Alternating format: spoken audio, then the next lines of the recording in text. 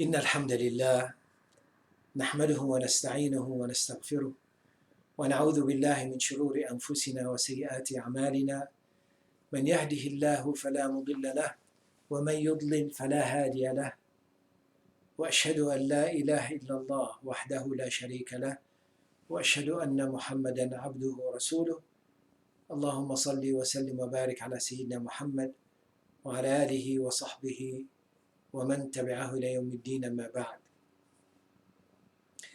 We will continue now, inshallah, in our journey in Madarij al-Salikin, the steps of the seeker by Ibn al-Qayyim, and the explanation of the book Manazil al-Sa'irin, the stations of the wayfarer for Imam al-Harawi. And today, inshallah, we'll be stopping at the station of irada. And of course, when we start translating, that translation does not quite give the word, the essence of it. We can say it's willfulness, and meaning when you want to do something, that's what you read. That's what you read. You read meaning wanting something, looking after something. This is irada. For example, Allah subhanahu wa ta'ala in the Quran said, من كان يريد العاجلة عجلنا له فيها ما نشاء لمن نريد. That he who wants al-ajila, the quick one, this life, will give him what he wants as we wish from it. And he wants al-akhirah, ومن كان يريد الآخرة وسعى لها سعيها وهو مؤمن فأولئك كان سعيهم مشكورا. And as for those who wanting al-akhirah, the hereafter, okay, then we will give him from it, and we will appreciate his effort as he is a believer going into that path. So wanting, the point is what you want, okay? So this is a work of the heart, as is very obvious. So the work on the outside can be looked at as an exterior work that is mechanically can be sound, but then what is it in the heart as we are walking toward Allah subhanahu wa ta'ala? That is the issue. That is the issue in the whole book. The whole book is about إِيَّاكَ نَعْبُدُ وَإِيَّاكَ نَسْتَعِينُ. As Imam Ibn al-Qayyim said, it is you and only you we worship, and only you that we seek help from, Ya Allah. So now this irada, this wanting or willfulness, okay, is it has a certain components to it, or maybe we'll put it, how do you get yourself to say this is what I want and correct what you want? Okay, see, this irada, it has to have a knowledge, as the first point he made, that the knowledge that you carry while staying away from your habits, right? That's the first point that he makes. That staying away from the habits that you have, at the same time carrying the knowledge, right? So what does he mean by that? We can say the habits that you have, you are doing the habits without really focusing, being mindful in it. Just things that you do in your life and so forth, right? But imagine that you carry knowledge, and this knowledge would help you into refining these habits, so you can look at it and see what is it that is falling into the path that you are on, and what is it that it is not quite on the path that you are on. So you differentiate between things, or refine these habits, and that which in the habit that it is fitting in the path that you are in, how do you refine even that more? So it becomes with clarity, it becomes in the way of Allah subhanahu wa ta'ala. Okay?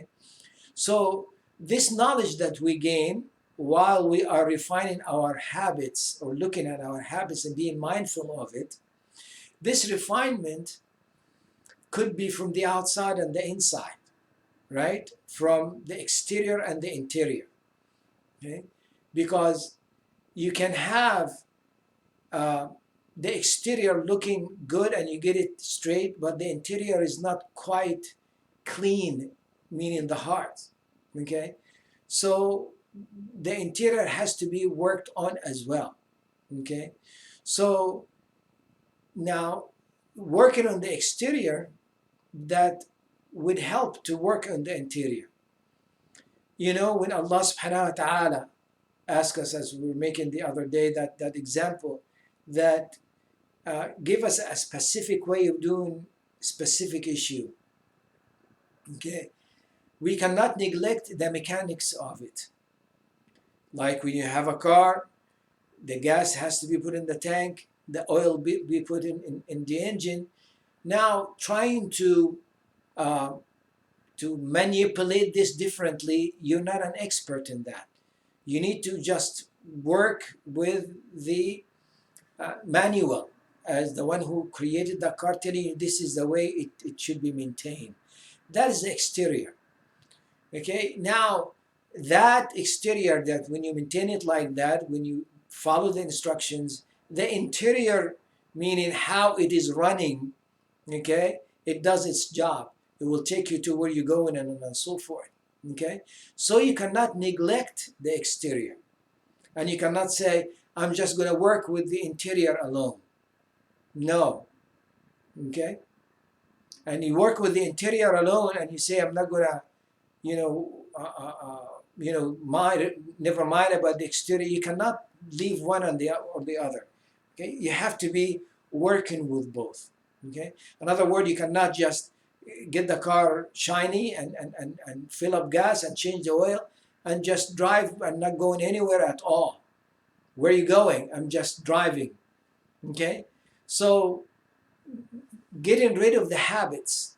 Okay. Getting rid of the habits and holding on to knowledge, or refining the habits with the knowledge that we are acquiring, that never stops. That process of acquiring the knowledge is a way to get our hearts, when it is wanting something, will be wanting something that is fitting in the path of Allah subhanahu wa ta'ala. The second point is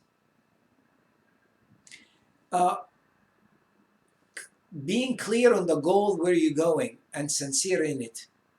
We are going in the path of Allah, right? And the goal has to be clear within our heart. At the same time, finding those who are on the same goal as us, working on the same path as us, meaning working in the interior, okay, working in the path of Allah subhanahu wa ta'ala with their heart, and learning from them. Now you would say, what do you mean learning from them? Okay. You find people that you meet, Muslims and even scholars, okay, that they are very good on the exterior, right? Very good on the exterior. They can give you fiqh here and there and so forth, but in the interior, you don't quite, know, and maybe their behavior shows that the interior is not quite, the standard. Wallahu a'lam. But their behavior could indicate that. However, you could also see people who are not quite knowledgeable in fiqh, but they are kind, they know Allah, they are deep in their knowledge about Allah subhanahu wa ta'ala, and it's affecting their behavior and their humbleness. And you could tell that you are very comfortable being around them. And actually they can teach you through their behaviors and how they handle things, how they lead their lives.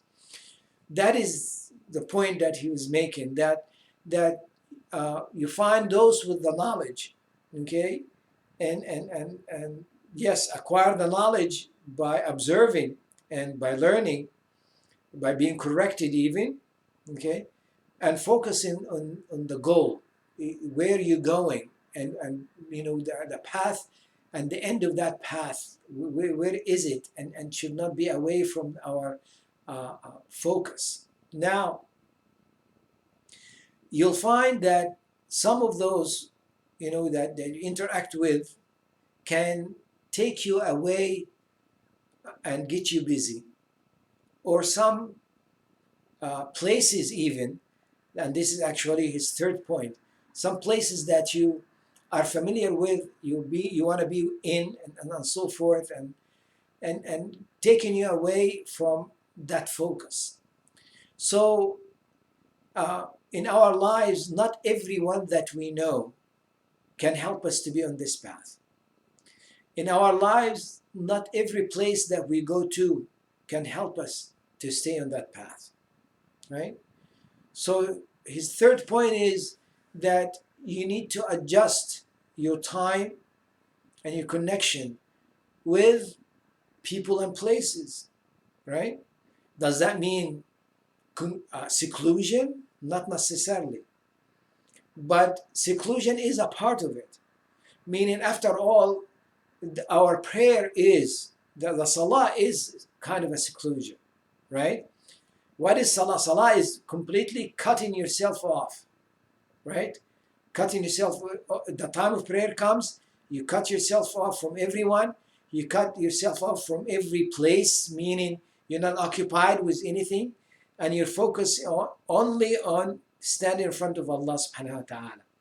Okay? So in our lives, there it is, in a way, we need to bring our mix with people and into attached to places and so forth, to some kind of adjustment, okay? And if it means that we can just limit our communication with others at certain times and so forth, that would be fine. Allah subhanahu wa ta'ala mentions specific times, right? When Allah subhanahu wa ta'ala mentioned يعني,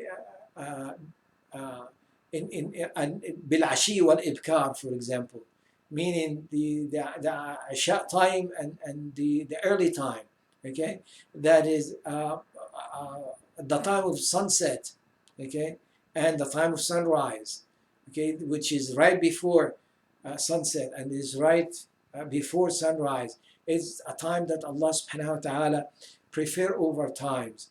A Jum'ah, there is an hour that Allah preferred over other hours, and so forth. And Allah subhanahu wa ta'ala will answer during that hour. We seek it. Usually, a scholar says that it is, most of scholars saying it is between Asr and Maghrib at some times at that time, and so forth, right? Allah subhanahu wa ta'ala keeps telling us in the Quran certain hints, but not make it very clear. حافظوا على الصلوات والصلاة الوسطى. Keep, protect your prayer, especially the middle prayer. When is the middle prayer? We don't know when is the middle prayer, okay? Because how are we going to measure a middle prayer? Are you saying Fajr is the beginning of the prayer number one, then the middle will be, Asr, okay? Or you going to say Isha is the beginning, or Maghrib is the beginning as the day begins, and so forth? We're not quite sure, but we give guesses. The point is that the time, okay, and should not be taken, being occupied, okay, so much with those who are not helping us to be on the path, and occupied in physically with things that can get us away from the path. Now, there is an understanding that he put at the end, a beautiful understanding, that when we say that we are on the path of Allah subhanahu wa ta'ala, we change our mode, or our mood changes. Okay, there is a, as we go in these stations, there is a stations that you're trying to be in, and a state that you are in, right? The state you are in, meaning the feeling that you have. Okay, like for example, you feel sometimes that you really have tawakkul ala Allah. You really depend on Allah, and you feel that is deep in your heart. Where did you get that from? Allah subhanahu wa ta'ala put this in you. Take advantage of that. Try to hold it near and dear and stay with it. Okay? So there is, a state that we are in is given to us by Allah, and a place that you are in, meaning a place of the state of tawakkul, or the state of being patient, the state of being forbearing, and so forth and so on. So you're trying to reach a place, but Allah subhanahu wa ta'ala take you into that feeling and that state. Okay, so when we are in that kind of seeking that path to Allah subhanahu wa ta'ala, as he puts it, that Allah subhanahu wa ta'ala will put us in bisat wa inqibad, contraction and expansion. Okay, as he put it, meaning expansion, that you find yourself really, your heart is open, and you are feeling good, and you do more in the work of Allah, and you feel that you are in a state that Allah subhanahu wa ta'ala is putting you in, that is so beautiful, and so forth. And we all can sometimes feel this. And then you'll find yourself in a state of inqibad, contraction, the other way. Okay, like, I don't feel, so good, I don't know what it is, and so forth, right? This is a constant in our lives, right? And this, as he put it, that it keeps us, okay, on the path, meaning that having inbisat all the time, okay, and in the way, as you're going in your life and you're going in this path, that can, at a certain point, keep you away from the path. It can keep you away from the path, meaning you like the state that you're in, you forget about the path you are on. Okay, and inqibad also can do the same. You can be in contraction so much, and you feel like it is getting you away from focusing in Allah subhanahu wa ta'ala, focusing on the goal, and so forth. So Allah subhanahu wa ta'ala will keep us in balance in this, right? Allah will keep us in balance. Okay, open up for us, and then hold back on us, and keep going between this and this. This is the bounty that Allah has on us. Now, what is our job in this? Our job in this is to keep ourselves and our hearts focus on that path, focus in the obedience in the way of Allah subhanahu wa ta'ala, focus in the exterior and the interior at the same time, right? Focus in that we have to do things in the exterior to be qualified, that to have the interior sound, and working in the interior so much that keeps the exterior also sound, and keep it right online as it should be. Okay, so when we are in bisat, we're looking at the path, and we're looking at our hearts and how we're doing things, and we are glad that we are in this state, but make sure that it's not taking us away from being focused. And when we are in inqibad, also we'll be focused in the path, okay, and should not let that inqibad take us away from focusing in the goal and where we are going in the way of Allah subhanahu wa ta'ala. I know this kind of talk and reflections, it is, sometimes, and it is it's an abstract kind of talk, but it is It is a talk and a reflection that one must have, okay? One must have in their lives.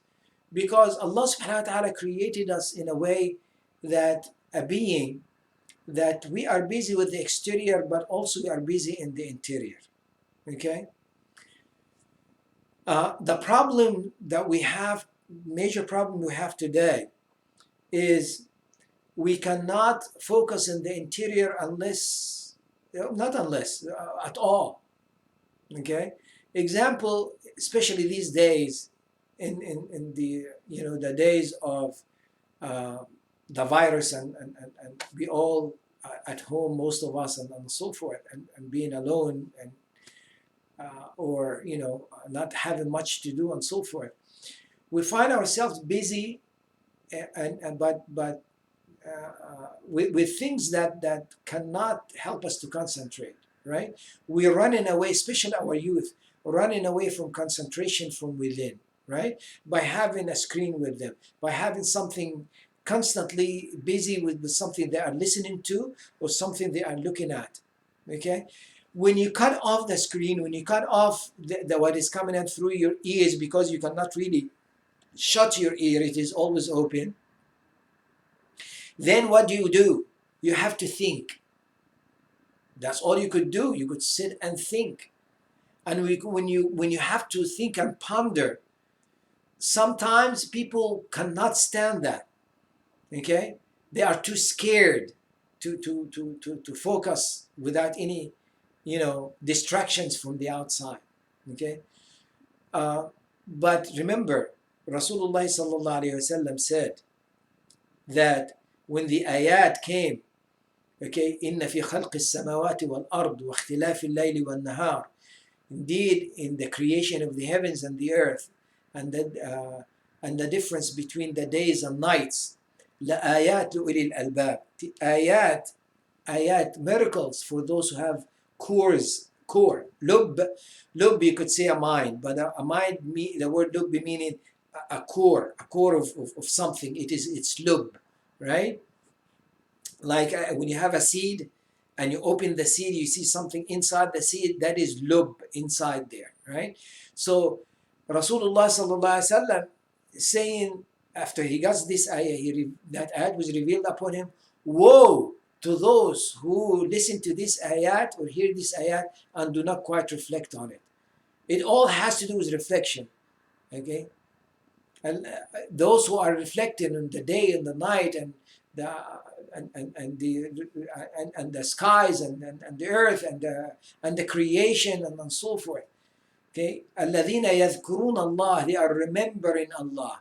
Okay, قياما وقعودا وعلى جنوبهم, standing up on their side and sitting and on their side. They say, ربنا ما خلقت هذا باطلا. ربنا, our Lord, you did not create all this in vain like that. Okay, meaning they reflect on it, they think of it. Okay, so that is a work of insight. That is interior work. Okay, so we should not really neglect that. Okay, and sometimes we keep focusing on the exterior, which is good because it has to be sound as well. But sometimes it takes us away from focusing with our heart. May Allah subhanahu wa ta'ala give us blessings and rahmah during this month of Ramadan, and may Allah subhanahu wa ta'ala help us to reach a high level of taqwa by the end of Ramadan, as Allah subhanahu wa ta'ala promises that Ramadan will take us to. اللهم أنت أعلم بما في قلوبنا فاغفر لنا ذنوبنا. اللهم أنت أعلم بحاجتنا منا فاقضها لنا. اللهم أنت أعلم بسرنا وعلانيتنا فتقبل معذرتنا. اللهم اجعل نياتنا خالصة لك يا رب العالمين. وصل اللهم على سيدنا محمد وعلى آله وصحبه أجمعين والحمد لله رب العالمين. السلام عليكم ورحمة الله وبركاته. سبحانك اللهم وبحمدك أشهد أن لا إله إلا أنت أستغفرك وأتوب إليك.